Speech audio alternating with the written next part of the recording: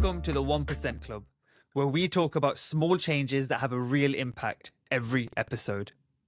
I've worked with a lot of teams trying to improve how they deliver, and honestly, it gets complicated fast.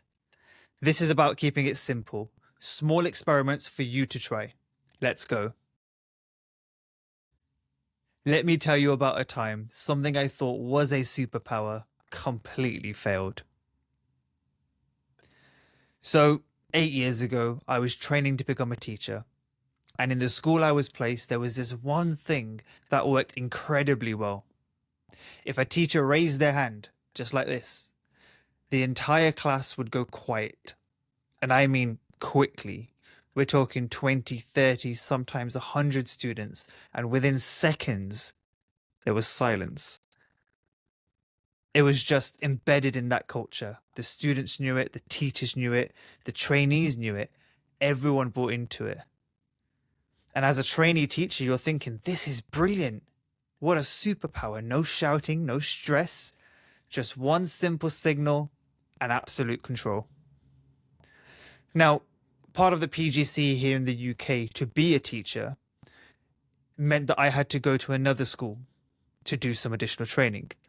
Different environment, different students, different culture. And that school had a reputation for being a little bit troublesome. But in my head, I wasn't thinking about that. I was thinking, well, it's all right. I've got this trick up my sleeve that I know is going to work. So I walk into this school with a little bit of a strut because, I've got this superpower. I spoke with the teachers that were going to be observing me for that week, and they gave me a little bit of a warning, but I said, hey, don't worry about it. I'm well trained. I've got a few tricks up my sleeve. And they looked at me and said, all right, Kiran, have at it. So I walked into the classroom, started the lesson, and it started completely fine. There was a little bit of chatter, but the students were doing their work. So I thought, okay. But that chatter started to get louder and louder, and nobody was listening. Nobody was paying attention. No one was looking at the board. And I thought, well, all right, I am just going to have to unleash the power that I have. So, full of confidence, I took a deep breath. And I raised my hand just like this.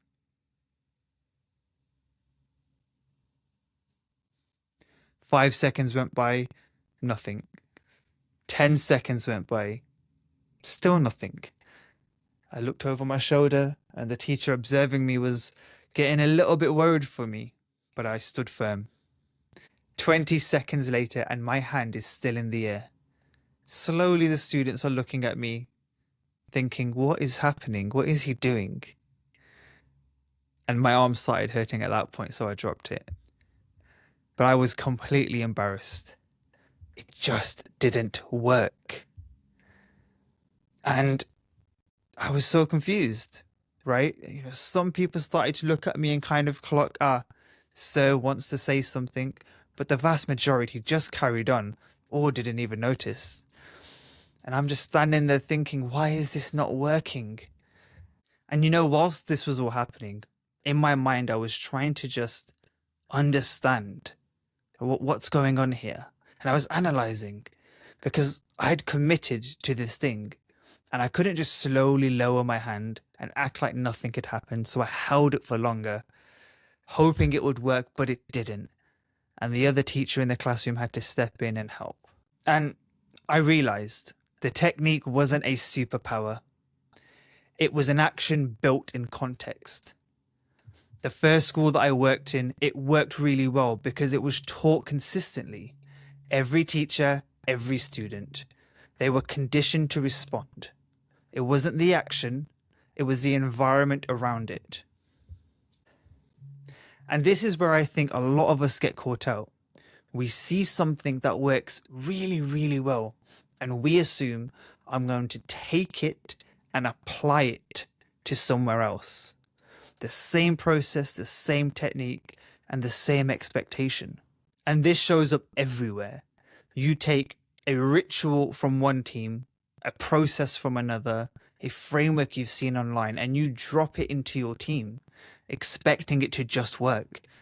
But your team has different habits, different personalities, and different levels of buy-in, so it falls flat. What works isn't just about the thing itself, it's about the context and the culture consistently behind it.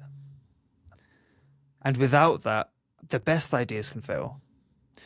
So next time I'm in a situation where I'm trying to implement a practice or a process that I know has worked well in the past, I won't just use it.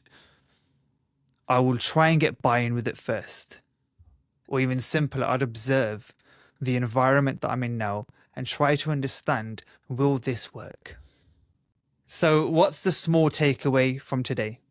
If you're thinking about trying something new with your team that worked well somewhere else, first ask yourself, why did it work there?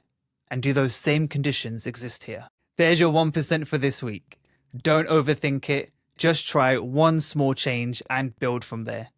If this resonated, I'd love to hear your thoughts. See you next time.